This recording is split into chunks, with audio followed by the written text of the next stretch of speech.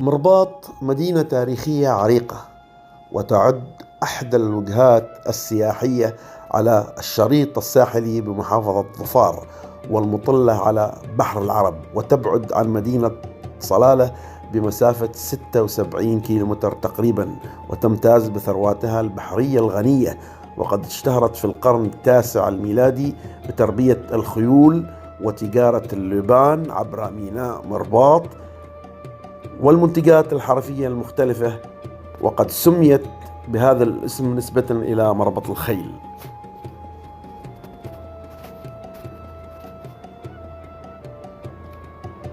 ويوجد بالولاية معالم أثرية عديدة متمثلة في المباني القديمة المتسمة بالطابع المعماري الظفاري والعربي الإسلامي، وأهمها حصن مرباط. كما يوجد بالولاية جبل سمحان الذي يعلو السحاب.